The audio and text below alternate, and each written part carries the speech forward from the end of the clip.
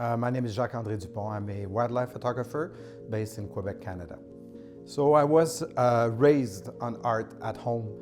My mom and my dad were into visual art.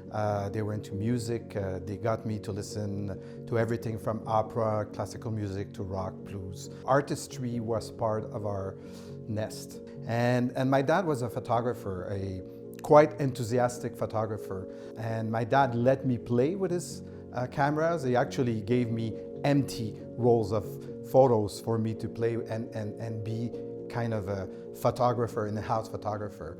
So I fell in love really early with that magical tool.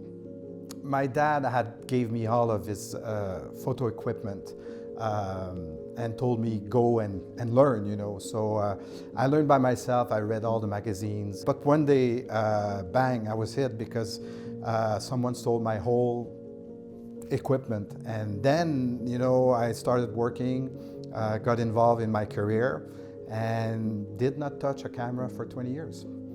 Until that day, my wife said to me, you know, everything you do is about everyone. It's about your company, your employees.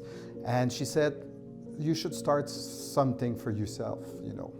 And that morning, I was having breakfast in a restaurant and looking at a newspaper, and I saw an ad about the photo event in Montreal that happens every year. So it was, you know, kind of a calling. And I went there, got back with a camera, and started to try a lot of different type of photography: studio, fashion, nude, street photography. One day, friends told me that they were going to do a trip to Yellowstone National Park, and they were getting a kind of a tutor there, some kind of master class over 3 days.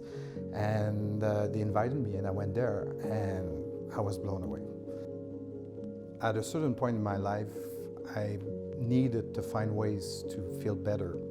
I was suffering from panic attacks, and I felt that I needed more, and nature was part of the healing process.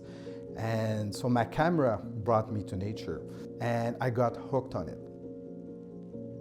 For me, the medium is nature. For a wildlife photographer, Mother Nature decides what you're gonna get. Sometimes you have to wait a long time for Mother Nature to deliver it to you. And other times, it's a split second. Something happens and you see it. You see the translation that you'll make, you know. So I'm the interpreter. It's extraordinary what you can get from those connections.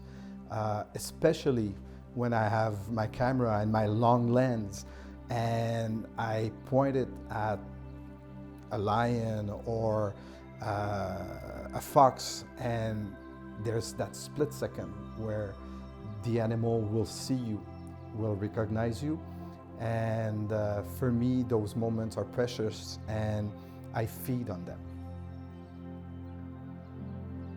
So my approach to photography is clearly influenced by the fact that I did a lot of portrait and even a fashion photography. I kind of see myself as a portrait wildlife photographer. I like to be able to bring the animal to the viewer, and I use basically the same technique I was using when I was doing portrait and fashion photography.